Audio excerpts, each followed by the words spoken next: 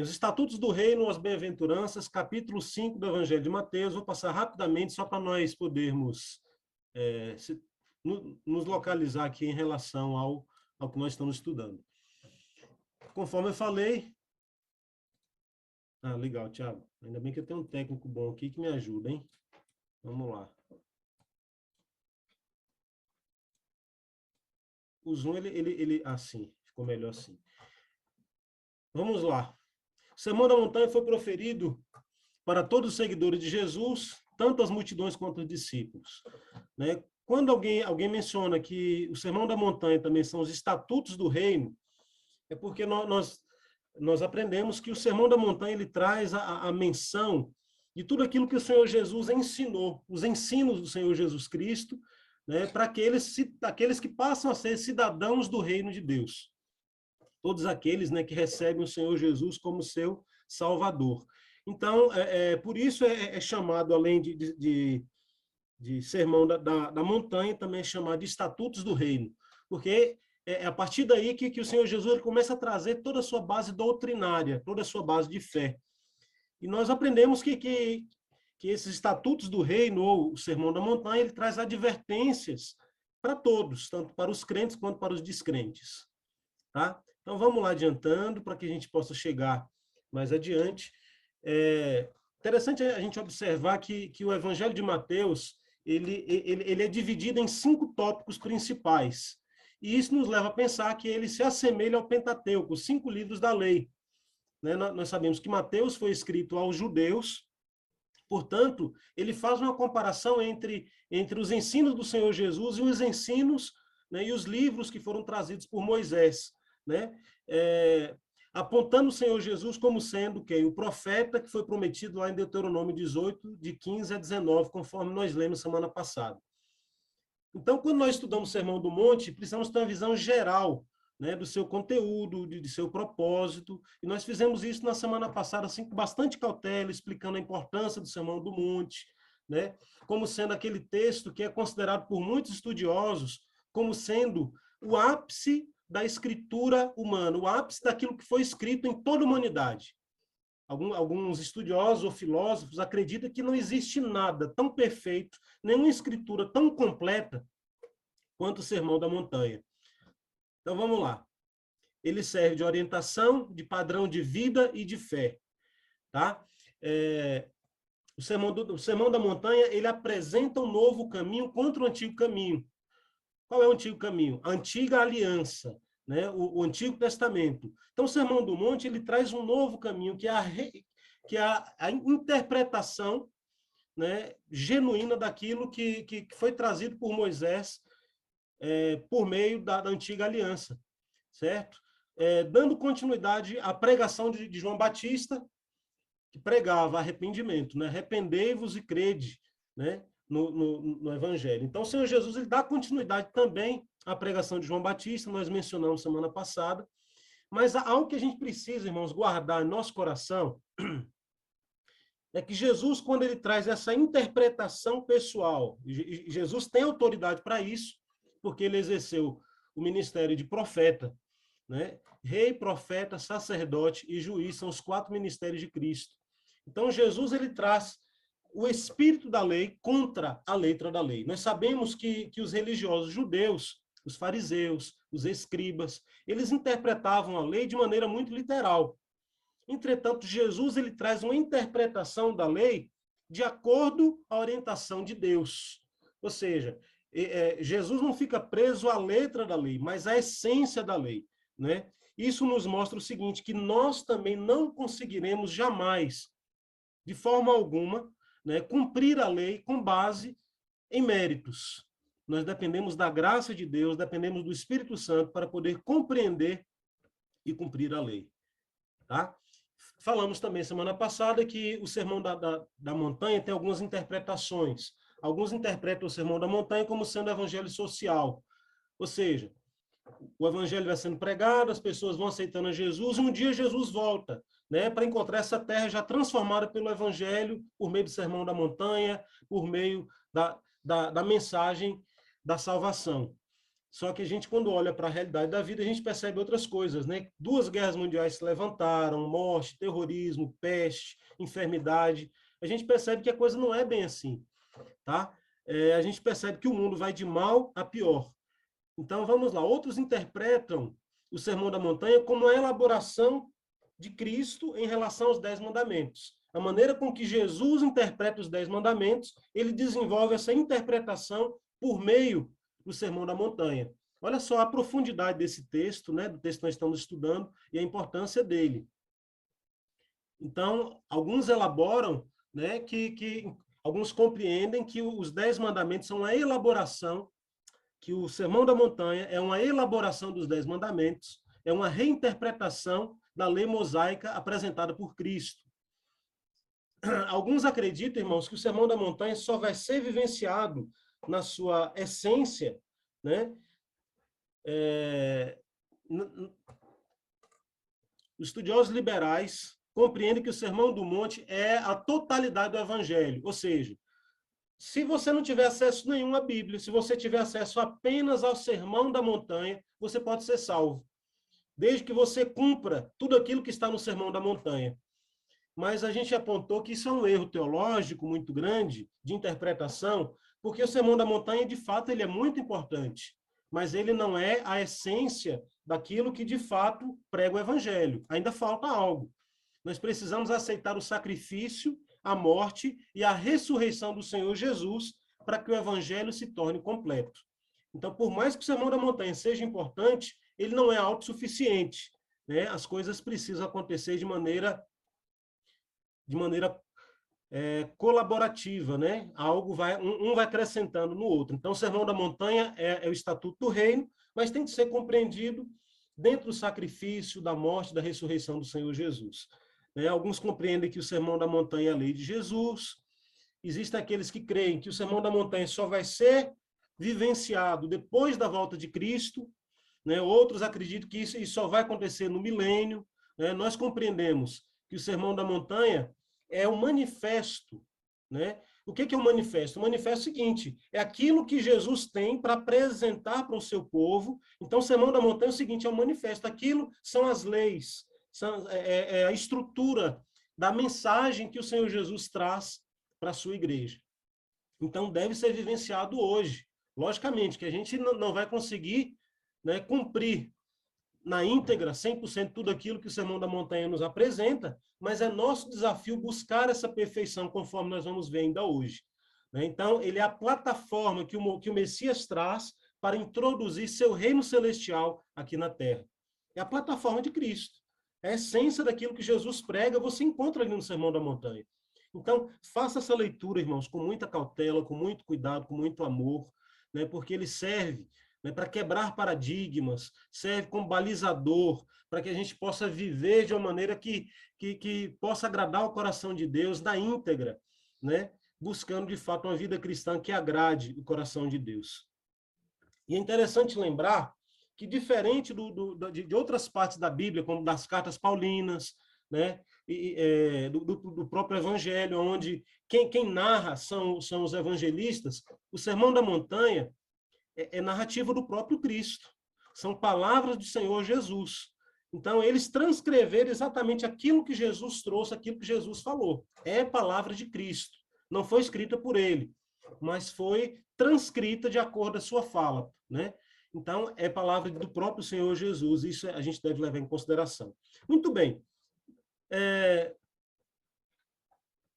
Vou te convidar a abrir a sua Bíblia aí em Mateus capítulo 5, e nós vamos tratar agora sobre as bem-aventuranças. Eu vou pedir que alguém leia para a gente Mateus capítulo 5, do 1 ao 11.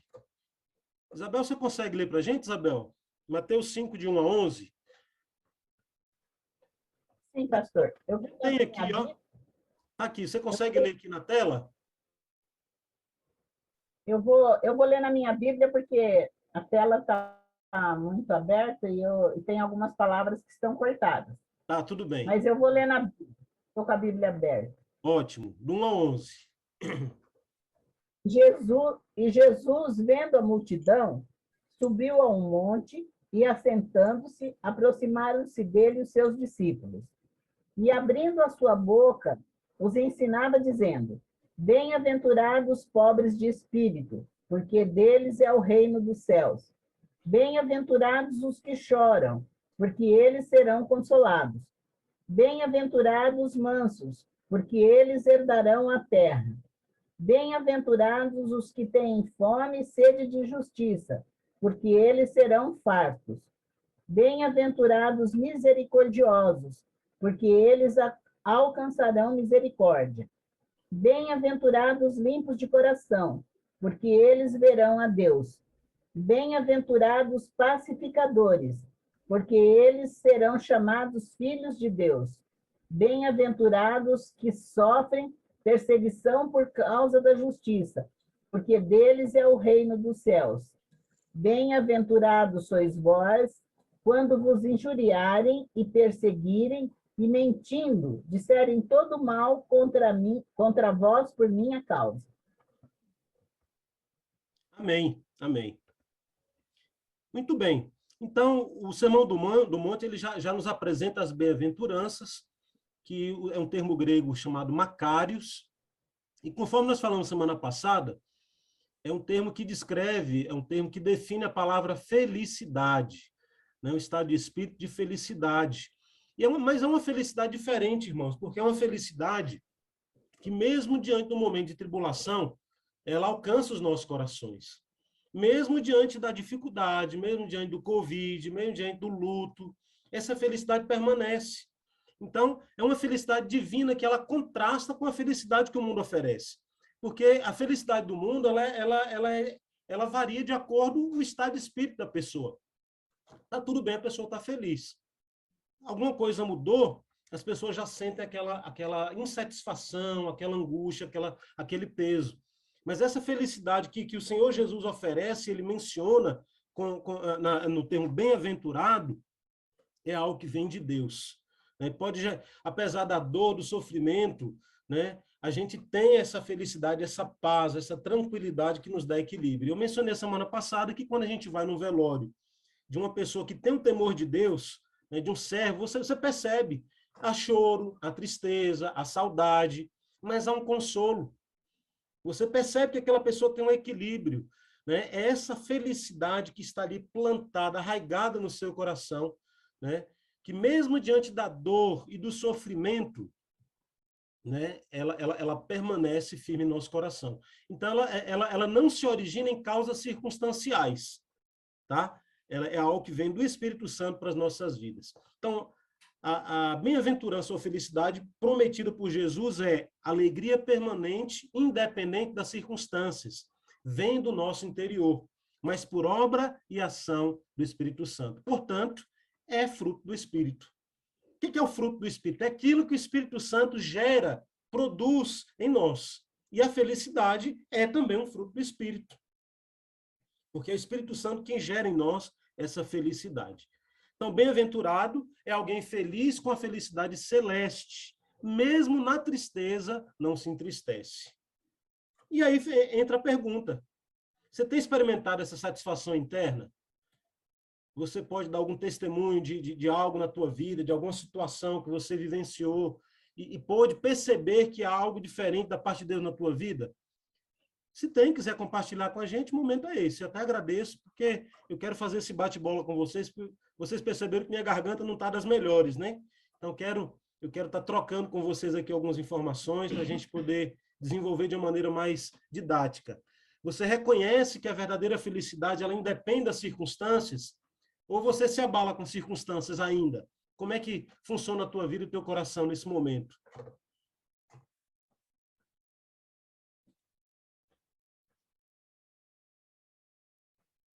Não sejam tímidos. Pastor, é duro você falar sobre felicidade, assim, no momento de luto, no momento de dor, né? Mas a gente, apesar de triste, de sofrendo, a gente está conformado com a situação, né? Porque a gente sabe que é um processo esse processo doloroso vai passar e a gente tem o consolo do Espírito Santo, né, pastor? A gente, apesar de sofrendo, de triste, a gente continua a vida, continua fazendo tudo aquilo que é necessário, a gente continua cuidando daquilo que a gente tem que cuidar, e muitas vezes, com dor no coração, até nos alegrando, com a alegria do outro. Quando alguém compartilha um momento feliz, não é porque eu estou de luto que eu vou falar para ele, ah, não, agora não dá para compartilhar com você porque eu estou muito triste. A gente se alegra com a alegria do outro. Amém. Então, é conforto que somente Cristo dá, né? Somente Deus é que dá isso para nós.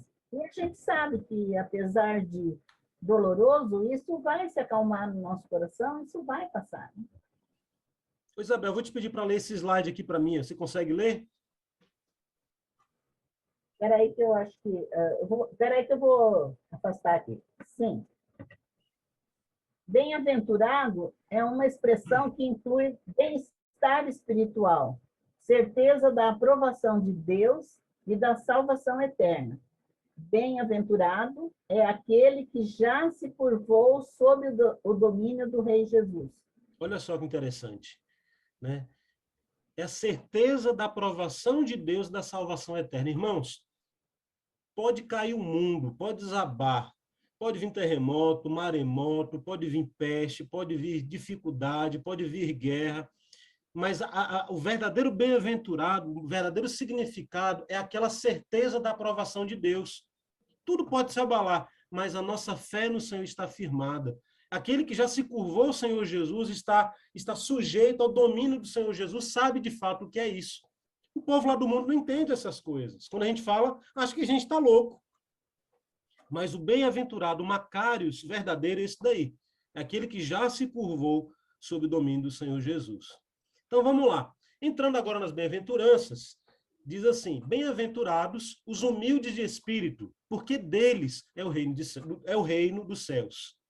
Ter humildade de espírito não é ser fraco, sem coragem, nem suprimir sua personalidade. Não é ser simples, modesto, acatador, submisso. Agora, isso aqui é forte, hein? Isso aqui é forte. É reconhecer nossa total miserabilidade e indigência espiritual diante da grande riqueza que há em Cristo. Meu Jesus, pesado esse texto. O que é uma pessoa humilde de espírito? Ah, fulano é humilde. A gente já pensa logo numa pessoa pobre, né? Uma pessoa bem pobrezinha, que não tem onde cair morto, que usa uma roupinha velha. Mas muitas vezes aquela pessoa que é pobre, ela é orgulhosa. Eu conheço ricos, pessoas ricas, que são extremamente humildes. E conheço pessoas que são extremamente pobres, mas são extremamente orgulhosas. Nada tem a ver. Olha só, irmãos. Quando a gente olha aqui para o contexto bíblico, a gente tem que compreender que Jesus está trazendo aqui uma aplicação espiritual que se aplica na vida pessoal, que se aplica na prática. Então, o Estatuto do Reino é algo que trata do cidadão do reino, do seu interior e do seu relacionamento com as pessoas. Mas aqui, olha só, humilde de espírito é aquele que reconhece a sua condição de insignificância diante de Deus. Sabe quem que é humilde de espírito? É aquele que se prostra diante do trono da glória e fala: Senhor, eu sou pó e sou barro. Sou completamente dependente de ti. Eu sou miserável. Olha só o que Apocalipse diz. Nós somos miseráveis, pobres, cegos e nus. Irmãos, diante de Deus, nós somos tudo isso. Ó vermezinho de Jacó. É assim que o Senhor olha para nós. Nós somos ínfimos diante da grandiosidade desse Deus. Então, humilde de espírito é aquela pessoa que reconhece a sua condição de indigência espiritual. Meu Deus, indigência espiritual. Será que é forte? O que vocês acham? O que vocês acham disso? Será que é muito forte a gente dizer isso? Reconhecer nossa miserabilidade, nossa indigência espiritual diante da riqueza que há em Cristo? É forte ou não? Pode falar o que vocês acham. É forte, mas é verdadeiro, né, pastor? Realmente a gente é miserável diante de Deus. E, né, é verdadeiro isso. E a gente tem que reconhecer que diante de Deus nós somos uma gotinha no oceano, né? Uma gotinha no oceano. Falou tudo. Agora, irmãos, o grande problema é o seguinte, é que sabendo quem nós somos, é muito mais comum a gente ver pessoas questionando as coisas de Deus. Ah, que Deus é esse? Que Deus é esse que permite que tanta maldade aconteça? Que Deus é esse que permite que os filhos dele morram de Covid? Que Deus é esse que isso, que aquilo? Ao invés de reconhecer que nós somos completamente dependentes desse Deus e que nossa condição de pecadores nos afasta completamente dele e de nos apegarmos a Cristo para ter ali uma ligação com o Pai de restauração, as pessoas se julgam no direito de questionar Deus. Mas não, irmãos. Bem-aventurados, felizes são os humildes de espírito, porque deles é o reino dos céus. É declarar nossa total dependência de Deus, é convidar a Cristo para tomar o controle total das nossas vidas. Qual é a bênção? A bênção é o reino dos céus, a vida eterna. Ou seja, no céu não vai entrar arrogante não, irmãos. Esse pessoalzinho que fica condenando, criticando, se colocando em posição de destaque, sabe, falando o que quer e o que não quer em relação a Deus, julgando, questionando, se considerando dignos, né? se considerando os bambambam. Cuidado, cuidado. Estamos falando de um Deus que é criador de todas as coisas, um Deus que é maior do que todo o universo. Precisamos fazer é declarar nossa total dependência do Senhor. Né? Por isso, o bem-aventurado é aquele que vai herdar a vida eterna, aquele que vai herdar o reino dos céus. E é isso que o Senhor procura. Pessoas com coração humilde, pessoas que reconhecem a sua insignificância. Ah, eu me empolgo, eu tenho que passar adiante, tem muita coisa. Porque, é assim, são temas tão profundos que cada um desses temas aqui dá umas 5 ou 6 mensagens. Cada tema desse aqui dá mensagem para a gente falar um mês. Né? Falar de humildade de espírito, a gente discorre disso aqui, vai longe. Mas eu preciso andar. Então vamos para o próximo. Vou pedir que outra pessoa leia para a gente, por gentileza.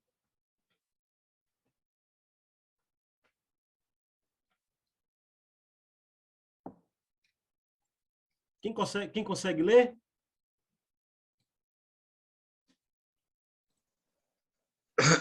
Vou ver se eu leio aqui, pastor. Vai lá, Valdeci. Bem-aventurados os que choram, porque serão consolados. Chorar é expressar através de lágrimas o que está no coração e a expressão visível de arrependimento pelos próprios pecados e dos outros. Nossa, não sei se vocês já tinham visto esse conceito, essa interpretação de bem-aventurança. Bem-aventurados os que choram. Eu paro e pergunto para vocês, não parece que tem um contrassenso aí nessa fala? Tudo bem que às vezes você chora de alegria, né?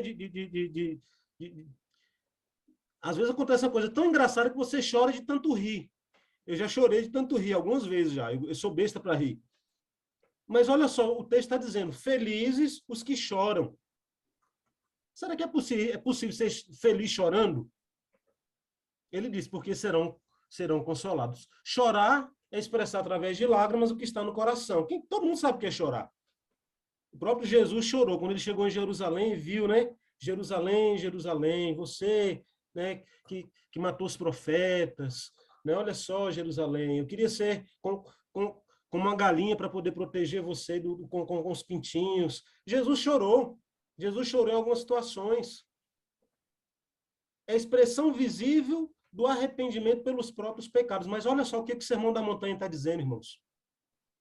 Chorar deve ser para nós que somos cidadãos do reino, desse reino que Jesus já estabeleceu, a expressão visível de arrependimento pelos nossos próprios pecados e pelos pecados dos outros. Você já chorou pelos teus pecados? Puxa vida, Senhor, me arrependo de ter feito isso.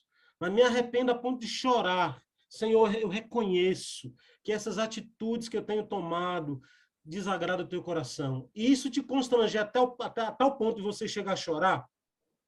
É a lamentação e o constrangimento por termos quebrado o padrão de Deus. O padrão de Deus para nós, queridos, é a santidade. Toda vez que nós quebramos o padrão de Deus, nós precisamos ficar constrangidos. E o problema é que isso nem sempre acontece. Nem sempre acontece. Porque o pecado vai se tornando algo muito natural na nossa vida.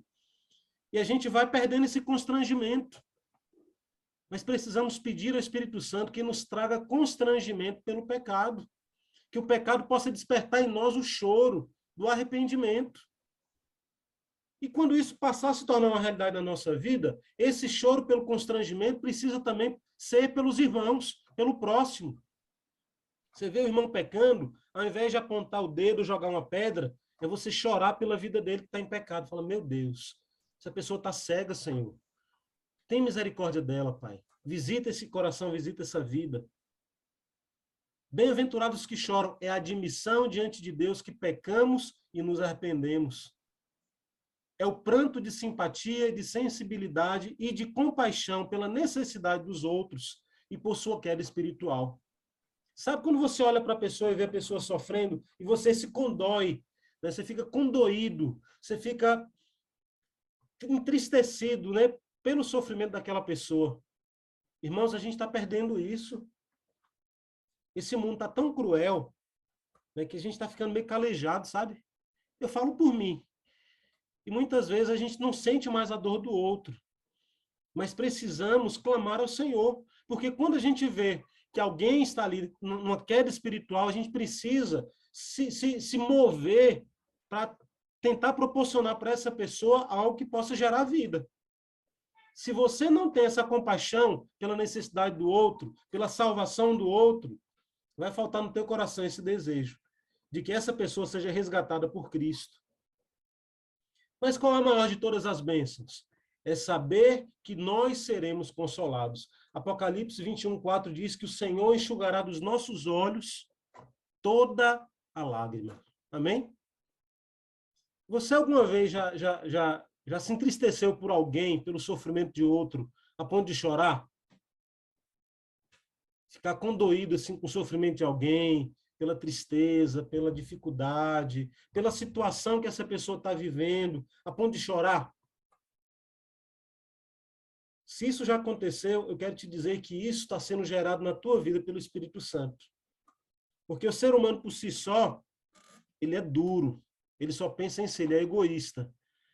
Né? Mas quando nós temos o Espírito Santo que habita em nós e está moldando e transformando nossas vidas, isso se torna algo comum, algo aceitável, algo que se repete, deve se repetir. Né? Vamos lá. Quem pode ler esse slide para a gente?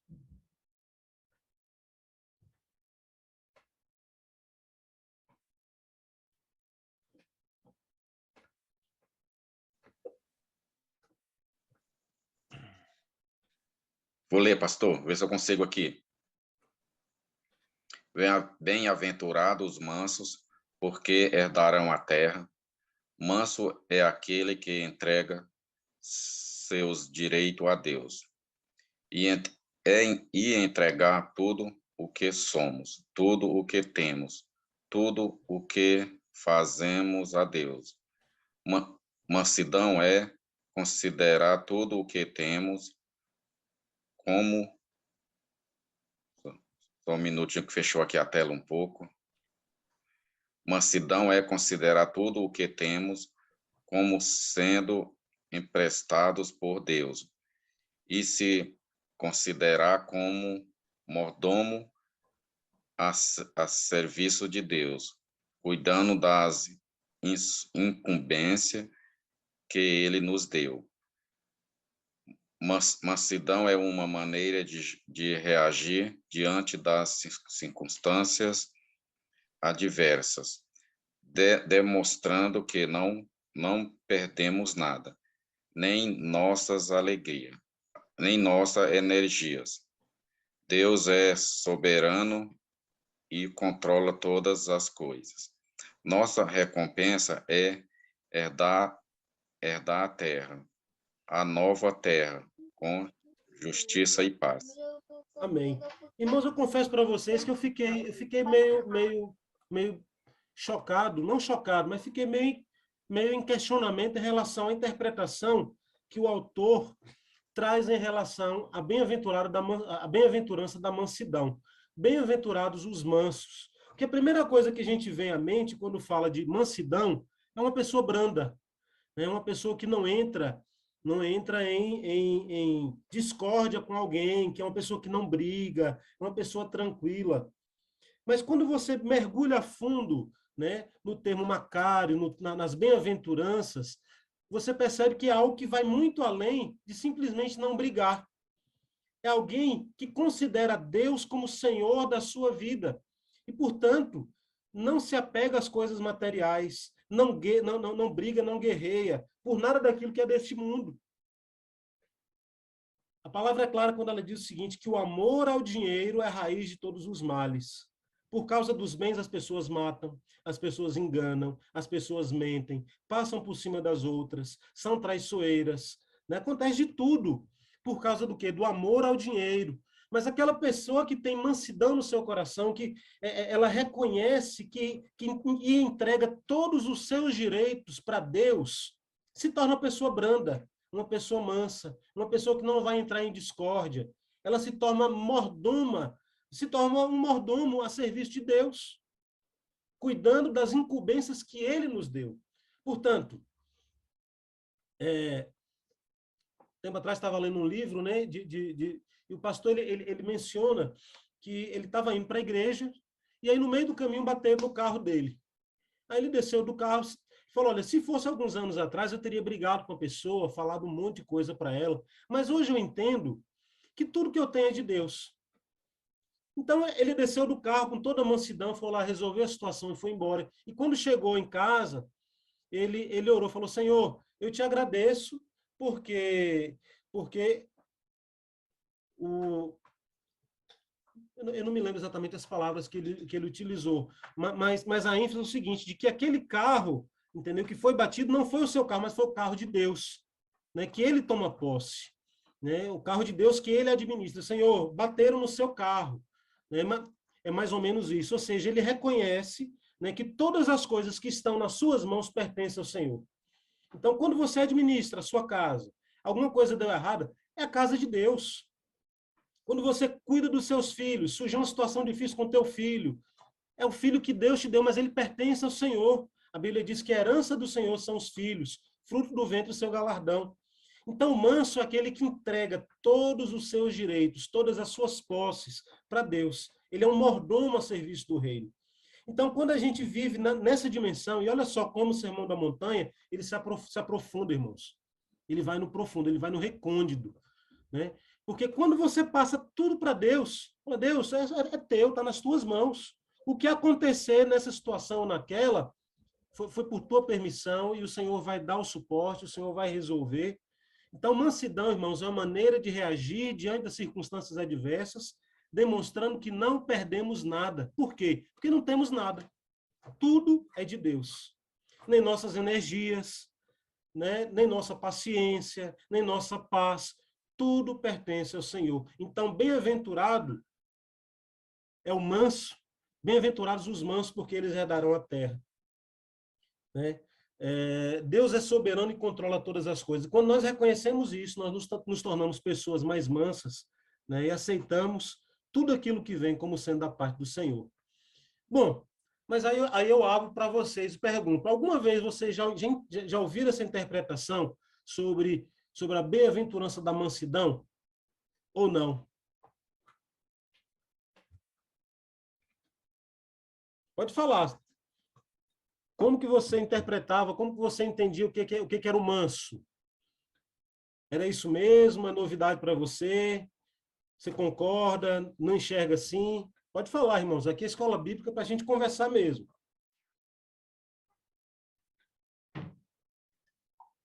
Vocês consideram a pessoa mansa? Dentro desses critérios que a gente acabou de colocar?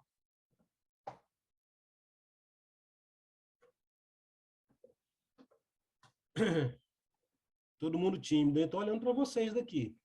Ô, pastor, Fala, meu irmão. eu sempre imaginei que o manso é aquele que muitas vezes ele é provocado e que ele não reage à briga, à discórdia. Eu sempre imaginei que o manso fosse somente isso, né? Mas hoje eu entendo que o manso é além disso, né? É aquilo que a gente entrega tudo a Deus, né? Para ele cuidar, né? Então, assim, eu vejo que é muito além daquilo que eu imaginava, né? Porque o manso, muitas vezes as pessoas falam, ah, fulano é manso, ele não briga. Tudo vem contra ele, mas ele não reage a nada. Mas é muito além disso, né? É isso Não é também, mas vai só além disso. É isso também, mas vai além, né, Valdeci? É aquele que isso, entrega vai os seus além direitos a disso, Deus. né? O Senhor toma conta, o Senhor vai na frente, o Senhor resolve, né? Como a história do Tem, carro. Bateram no carro, Senhor, bateram no mesmo, teu carro, que eu é, dirijo, né? então, assim, eu sempre imaginei que ser manso não, só era alguém provocar a gente não reagir nada. Assim, a gente tem que ter essa mansidão, né, para não estar reagindo às coisas, às guerras, né?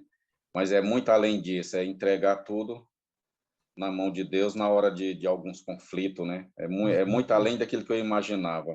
Vai além, vai além. Por isso que é importante a gente se aprofundar um pouco mais no conhecimento das Escrituras, porque vai ampliando a nossa visão, o nosso entendimento, né? A nossa compreensão Sim. em relação à palavra de Deus. É um textinho pequeno, bem-aventurados os mansos, porque herdarão a terra, né? Mas quando você vai para a profundidade, você vê que a coisa realmente vai muito além de tudo isso. Quem pode ler isso aqui para a gente, pessoal?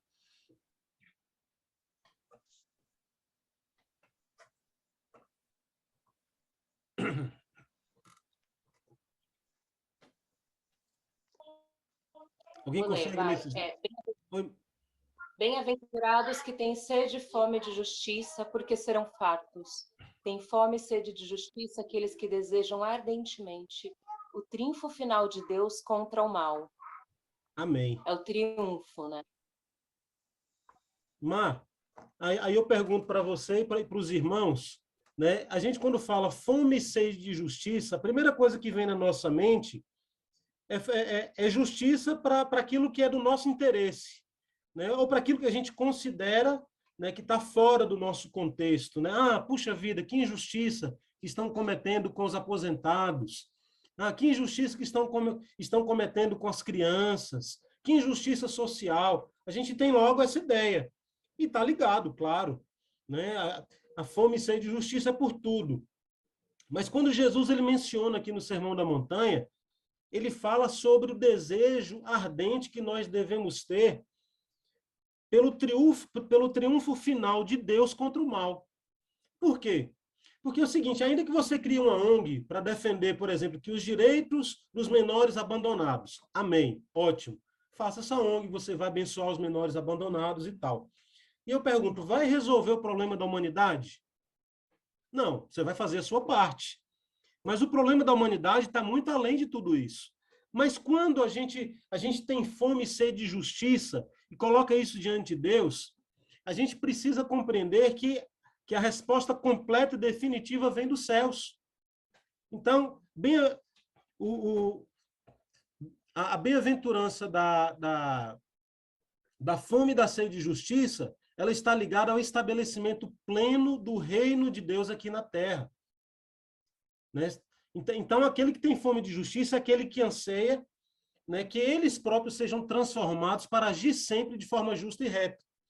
Irmãos, só quando o Senhor estabelecer por completo o seu reino aqui na terra é que a gente vai ver toda a injustiça social, toda a maldade, tudo aquilo que é ruim sendo arraigado, sendo arrancado, sendo destruído. A gente pode fazer a nossa parte e deve, né, de forma social, mas a resposta completa e definitiva só virá, né, pela transformação que o próprio Cristo trará sobre toda a humanidade. Então, aquele que tem fome e sede de justiça, ele anseia pelo estabelecimento completo do reino de Deus aqui na terra. Mas vai mais além, mas vai além disso. ele anseia para que eles próprios sejam transformados para agir sempre de forma justa e reta. Então aquele que tem sede e fome de justiça precisa olhar para dentro de si também e compreender que ele próprio precisa mudar, precisa crescer, precisa amadurecer, precisa melhorar, né, para se tornar alguém mais capaz, né? Então, ter fome e sede de justiça é desejar a justiça de Deus ao invés da nossa própria justiça. E essa é a nossa tendência, né, irmãos?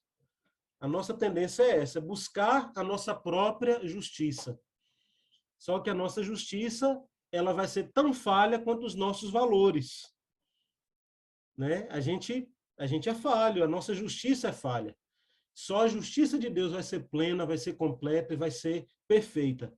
Então, a bem-aventurança é saciar.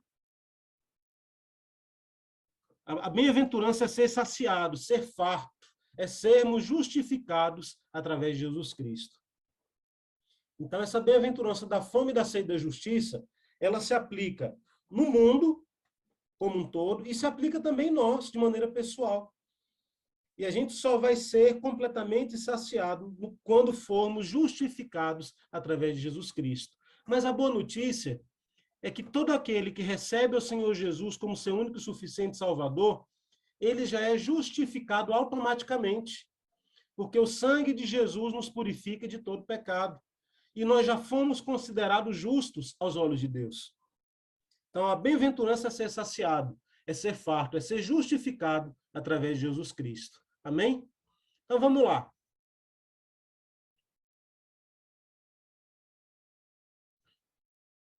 Quem pode ler essa outra bem-aventurança para a gente? Os bem-aventurados os misericordiosos. Eu posso ler, pastor. Bem-aventurados os misericordiosos, porque alcançarão misericórdia. Ser misericordioso é se colocar no lugar do outro até o ponto de ver com seus olhos. É pensar com a mente o coração do outro. É perdoar completamente como fomos perdoados por Deus. A recompensa é ser agraciado pela misericórdia do Senhor a todo tempo. Amém. E aí, você tem essa bem-aventurança no teu coração, na tua vida? A misericórdia, a compaixão? Você tem se colocado no lugar do outro, até o ponto de enxergar com os olhos do outro? Você tem olhado para o mundo e tem tentado enxergar o mundo com a mente, com o coração e com os olhos do teu próximo? Ou será que a gente mais tem julgado? Será que a gente mais tem apontado? Será que a gente mais tem jogado pedras? Será que a gente tem mais condenado do que sido misericordioso? A bem-aventurança diz que bem-aventurados os misericordiosos, porque alcançarão misericórdia. Um exercício muito simples que a gente faz para saber se a gente tem ou não um coração misericordioso é o perdão. A pessoa que aprende a liberar perdão na vida daquele que pecou contra ela é uma pessoa que está aprendendo a ser misericordiosa. E liberar perdão, irmão, não é para a pessoa que merece ser perdoada, não. Às vezes um indivíduo nem merece ser perdoado, porque ele não presta mesmo. E nem se arrependeu do que fez. Mas você, por ter a bem-aventurança da misericórdia, você libera perdão na vida dessa pessoa. É perdoar completamente, porque um dia nós fomos perdoados. Um dia o Espírito Santo nos alcançou. Um dia o Senhor Jesus nos considerou justos, nos justificou, nos santificou, nos perdoou. Olha que coisa maravilhosa, né? Qual é a recompensa? Ser agraciado pela misericórdia do Senhor a todo tempo. Bem-aventurados os misericordiosos, porque alcançarão misericórdia.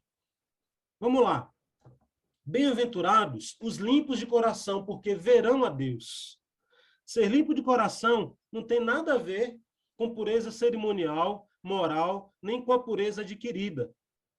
É ter integridade, consciência limpa, não havendo nada do que ser acusado. Tratar a todos com motivação pura, sem interesse, sem dupla intenção.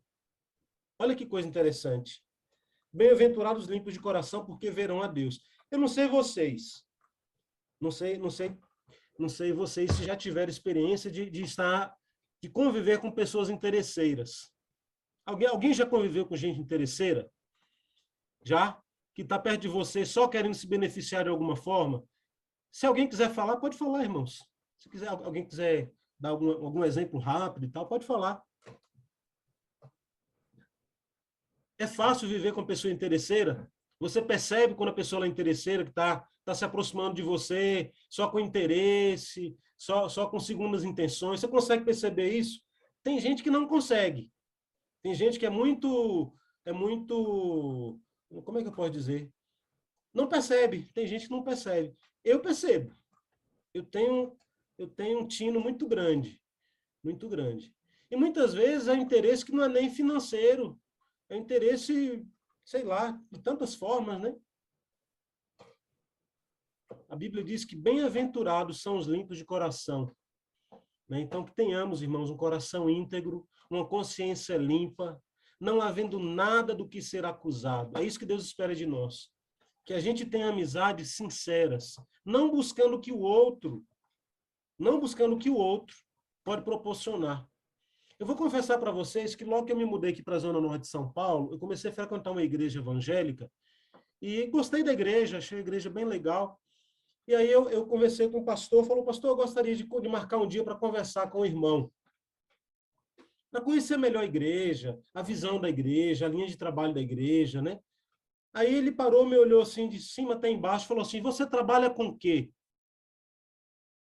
Eu falei, olha, eu sou representante comercial, tal. Ah, é de quê? O cara não perguntou nada em relação a mim, a minha família, a nada. O que ele queria mais ou menos sentir ou saber era quanto mais ou menos eu ganhava. Ele faltou me perguntar qual é o seu salário. Irmãos, aquilo ali foi uma ducha de água fria. Falei, meu Deus, infelizmente, a gente convive, mesmo no reino de Deus, com pessoas interesseiras. Sabe? Infelizmente, né? Mas ser limpo de coração é ter integridade, é ter consciência limpa, não havendo nada do que ser acusado. Tratar as pessoas, né, com motivação pura, sem interesse e sem dupla intenção. Com amor, com respeito, com dedicação. Olha que coisa maravilhosa, irmão, são essas bem-aventuranças, né? Vamos lá. Quem pode ler isso para a gente? Pode, o Lucas vai ler. Bem-aventurados os pacificadores, porque serão chamados filhos de Deus. Recebermos o fruto da reconciliação, a paz com Deus. Romanos 5:1. Amém, amém. Bem-aventurados os pacificadores, porque serão chamados filhos de Deus. Muito bem. O que é um pacificador? Pacificador é estar em paz com Deus e conosco. E aí surge uma pergunta, você está em paz consigo mesmo? Tem pessoas, irmãos, que não conseguem estar em paz consigo. Tem gente que cometeu um pecado há décadas atrás, que fez coisas erradas, já passou por um processo de salvação. O sangue de Jesus já foi derramado sobre a sua vida, ele já foi purificado, já foi perdoado, mas a pessoa ainda se julga. A pessoa ainda não está em paz. Ela acha que ela ainda deve. Ela acha que ainda precisa, né, pagar o preço daquele pecado, ela precisa sofrer por causa daquele pecado. Pacificar é estar em paz com Deus e conosco. Irmãos, a pessoa, quando ela age dessa forma, ela demonstra falta de fé. Ela demonstra de que o sangue de Jesus não é capaz de tirar aquela nódoa do pecado da sua vida. Por isso, nós precisamos aprender a estar em paz consigo mesmo, né?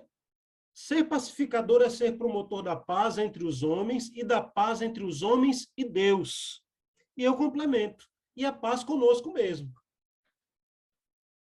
Então, pacificador é aquela pessoa que chega e acalma uma situação, é aquela pessoa que chega, por exemplo, eu fazia muito isso na minha época de mocidade, entendeu? De apaziguar determinadas situações, de chegar e trazer uma palavra de equilíbrio, né? Faço isso hoje, eu faço como pastor, mas desde a minha infância eu tinha essa característica de chegar entendeu? Em algumas situações de crise conjugal e trazer ali um consolo, uma palavra, uma orientação, um alento. Ser pacificador é ser promotor da paz entre os homens e da paz entre os homens e Deus. Então, seja você também um pacificador, né? E quando nós agimos assim, somos chamados filhos de Deus. Meus amados, não podemos nos esquecer de que nosso Deus é um Deus de paz e se agrada de quando nós promovemos a sua obra. Algum de vocês já teve alguma experiência assim de pacificação, de alguma situação que queira compartilhar rapidamente com a gente? Eu gosto disso porque a aula fica mais dinâmica.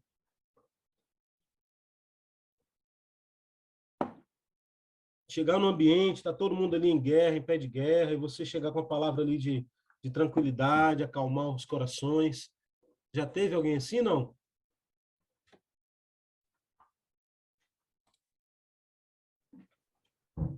Pastor, na família tem muito, né? A gente, muitas das vezes, entram em conflito, né? E, às vezes, até pedem a opinião da gente, e a gente tem que entrar com sabedoria, pedir a Deus sabedoria para tentar resolver aquela situação e que tudo volte normal entre a família, né? Então, há necessidade, sim, da gente ter essa vontade de estar conciliando situações de conflito, né? Sim. Muitas vezes a gente tem que agir, sim, independente, às vezes, até da nossa vontade. Verdade. E essa é uma característica que todo cristão deve ter, irmãos. Você chega no ambiente, está tudo pegando fogo, você não pode jogar mais gasolina. Tem que jogar água para apagar o incêndio, né? E nós temos o Espírito Santo, né, que é o consolador, que é o pacificador, que atua por meio de nós. Então, nunca tenha insegurança de entrar numa situação achando que você não terá ferramentas para poder intermediar. Creia, o Espírito Santo habita em você. Ele vai te dar condições, ele vai colocar a palavra na tua boca, ele vai te dar um texto bíblico, ele vai te dar, entendeu? Uma orientação para que você leve paz, promova paz, né? Lembrando que os pacificadores serão recebidos e declarados como filhos do Altíssimo. Olha que maravilha, né? Glória a Deus. Vou pedir que alguém leia esse texto para a gente. Eu acho que hoje a gente só fica nas bem-aventuranças. Vamos lá. Consegue ler, Tiago, aqui? O Tiago vai ler.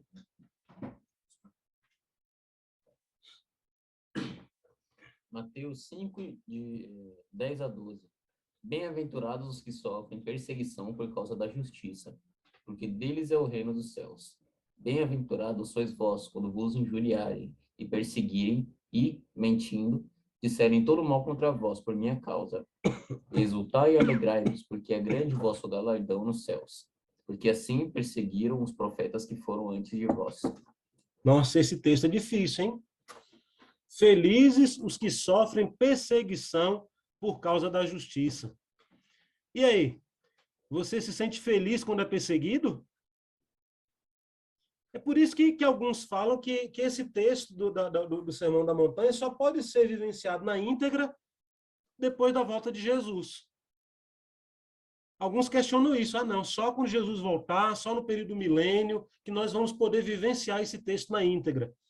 Mas se esquece, irmãos, de que esse aqui é o padrão que o Senhor Jesus quer para todos aqueles que o servem. Por quê? Bem-aventurados os que sofrem perseguição. Quando você está sofrendo uma perseguição por causa da justiça, é necessário que você tenha entendimento e sabedoria para compreender o privilégio que você tem de ser usado por Deus a ponto de pessoas te perseguirem, porque você está fazendo a diferença. Lembra daquele ditado que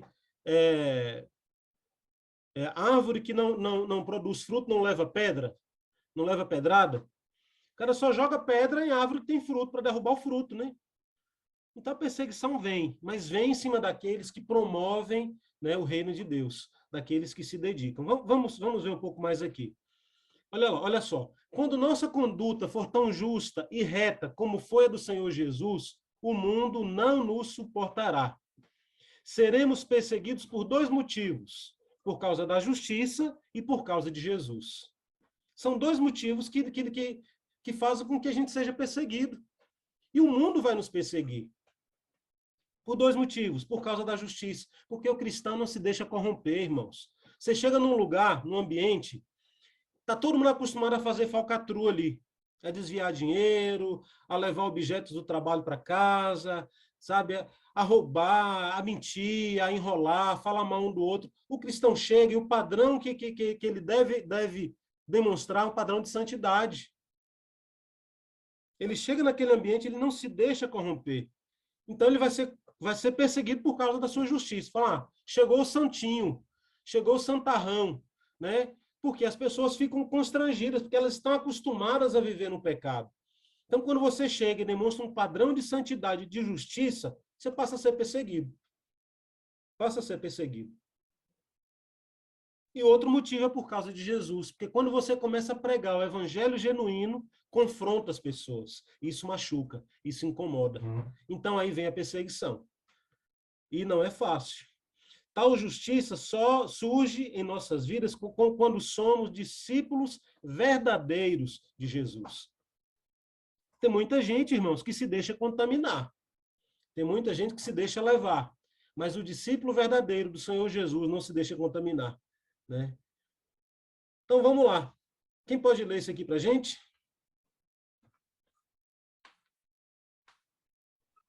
Eu leio. Assim como os profetas do Antigo Testamento foram perseguidos por serem leais a Deus, pagando o preço da rejeição social e da perseguição espiritual do inimigo e seus agentes, e se o Senhor Jesus, sendo Deus encarnado, sofreu perseguição, nós, como seus discípulos, também o seremos. Você está pronto? E aí?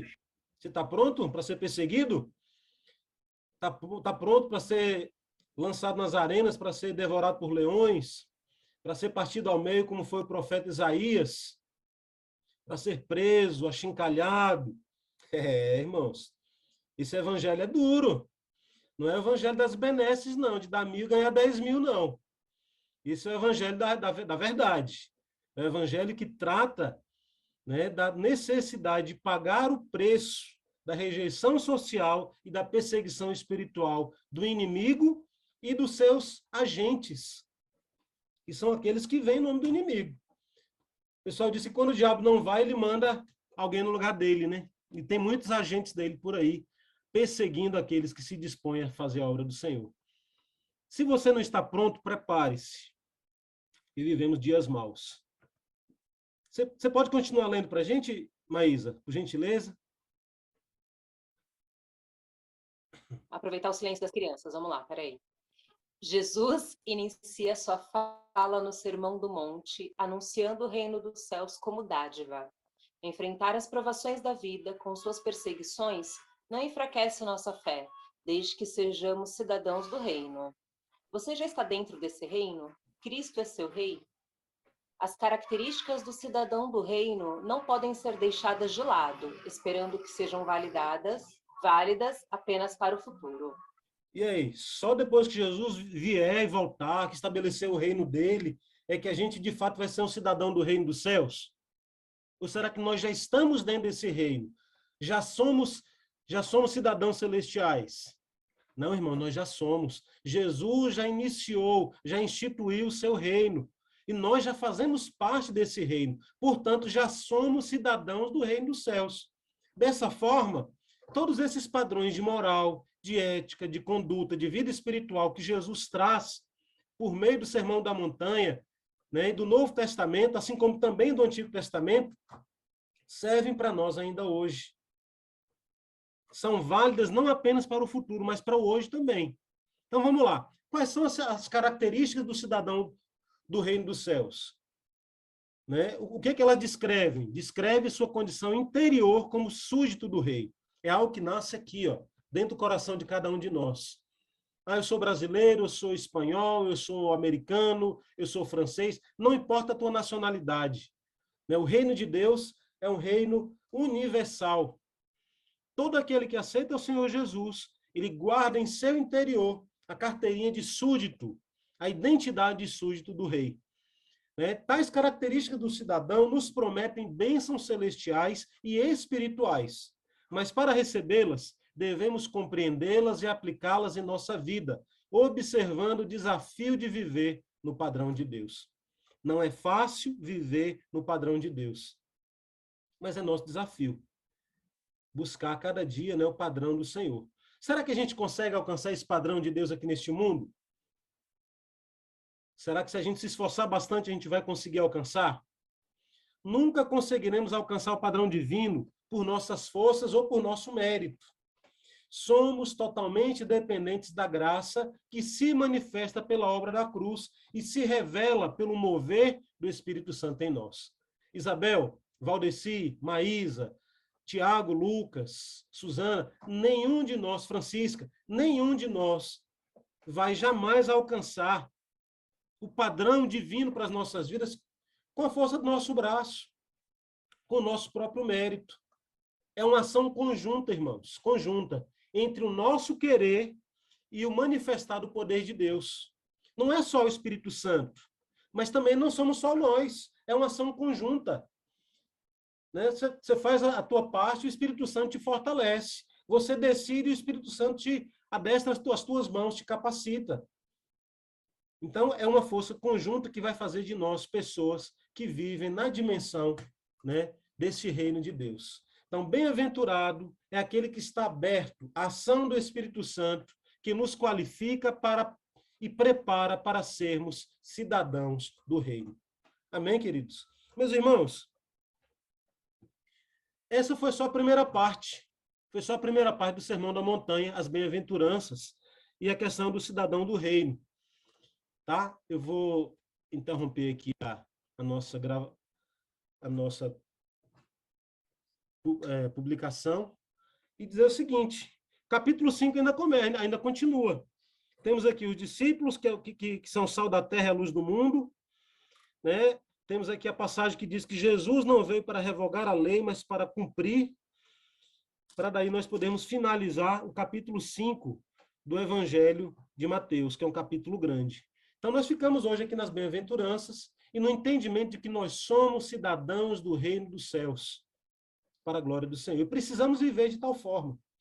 Então, que o Espírito Santo nos capacite, que o Espírito Santo nos fortaleça, que a gente compreenda que não dá para caminhar sozinho, que precisamos nos fortalecer no Senhor e na força do seu poder. Só dessa forma nós vamos conseguir vencer. Nós vamos conseguir usufruir, né, e nos tornarmos felizes mesmo diante das adversidades.